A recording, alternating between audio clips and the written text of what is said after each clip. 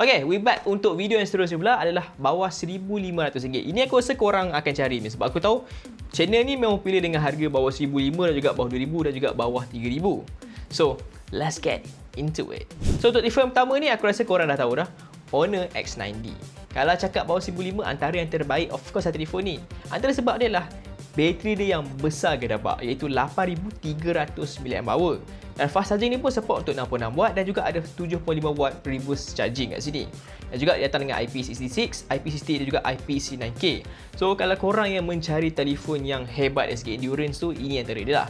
Cuma aku cakap awal kat korang, kalau korang expect kamera dia hebat, tidak sama sekali lah. So, camera wise, it's just okay. Walaupun dia ada OIS 108MP kamera utama dia, but it's not the best lah kat sini. Dan dia punya performance bagi aku not bad. Dia pakai Snapdragon 6 Gen 4, which is a bit better daripada model sebelum ni. Dia pakai Snapdragon 6 Gen 1, which is a bit kind of low ball jugalah untuk chipset lah. Tapi untuk tahun ni, they did a huge improvement dan aku boleh kata itu antara telefon yang berbaloi lah untuk bawah RM1,500 kalau korang tengah cari sekarang ni. Tapi kalau korang yang mencari telefon dengan software experience lebih bagus, look out Samsung Galaxy A36 dengan Snapdragon 6 Gen 3, a bit lower sikit daripada Honor, but so korang akan dapat telefon dengan software yang hebat iaitu One UI 7.0, which is probably one of the best software yang keluar tahun ni. And then dia datang dengan IP67 rating dan kamera dia ada 3, iaitu 50MP kamera utama dengan OIS, 8MP ultrawide dan 5MP macro. Unfortunately lah, bateri tak besar lah, 5000 mAh saja dan support untuk fast charging 45W yang tak tersedia dalam kotak lah. So, kalau korang yang cari telefon yang softwarenya hebat, ini mungkin antara pilihan korang jugalah. Tapi kalau korang yang mencari telefon bawah RM1,500 tapi bagi all out spec, tapi jangan put high expectation sangat macam cakap, tapi spec dia memang all out, you guys should check out Infinix Note 50 Pro Plus 5G. This one is a beast sebenarnya. So, aku cerita spek dekat korang. Dia datang dengan 6.78 inci AMOLED display dengan 144Hz refresh rate. Lepas tu dia datang dengan MediaTek Dimensity 8350. Lepas tu, datang dengan 12GB RAM dengan 256GB storan jenis UFS 4.0. Insanely fast. Kamera dia aku paling impressed kat sini. Dia datang dengan 50MP kamera utama dengan OIS, 50MP periscope telephoto 3x dan 8MP ultrawide. Dan untuk selfie dia datang dengan 32MP. Lepas tu bateri tak besar sangat, 5200 mAh.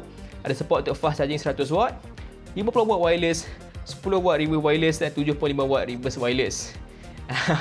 Aku sebut spek dia memang orang kata all out kat sini. Tapi macam cakap, jangan expect dia level-level flagship lah. But apa yang korang dapat ni is very impressive lah untuk harga bawah RM1,500. Walaupun kalau tengok harga dia, memanglah harga dia atas RM1,500, tapi promo boleh dapat harga murah lagi. So, yeah. Kalau korang yang mencari telefon dengan kamera yang bagus bawah RM1,500 macam aku buat sebelum ni, aku rasa korang patut check out Vivo V60 Lite. This one is actually a beast camera. Walaupun spek kamera tak hebat mana pun. 50MP main kamera, 8MP ultrawide dan 32MP selfie. Okay, spek wise tak ada apa sangat, tapi disebabkan dia punya Zeiss AI dan juga dia punya collaboration colors tu, you guys are getting a really good camera system kat sini. Walaupun spek wise tak menunjukkan hebat, tapi dari segi apa yang aku tengok online dan juga hasil-hasil gambar dia,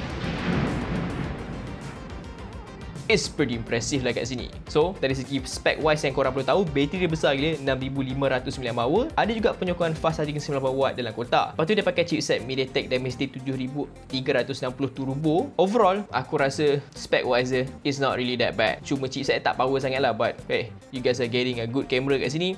A trade-off lah sebenarnya kat sini. Dan untuk telefon yang terakhir adalah telefon daripada Honor juga, iaitu Honor 400 Lite. Aku cakap untuk bawah RM1,500 ni dia tak ada apa yang menarik sangat. Macam Poco X7 tu dia dah macam lama sangat. So aku rasa dia macam agak kurang relevan sikit lah. But Honor 400 Lite ni masih baru dan bagi aku kalau korang yang cari telefon yang design menarik, aku rasa 400 Lite ni is one of the best juga dari segi design yang estetik di lawa tu. So spec wise dia datang dengan MediaTek Dimensity 7000 25 Ultra. Not the best dari segi chipset tu, but okay lah kat sini. Kamera belakang ni datang dengan 108MP, kamera utama 5MP ultrawide dan 16MP selfie. Bateri pun tak besar, 5230 mAh dan 35W fast charging kat sini. Dan apa yang paling special kat sini lah kan, telefon ni datang dengan camera control.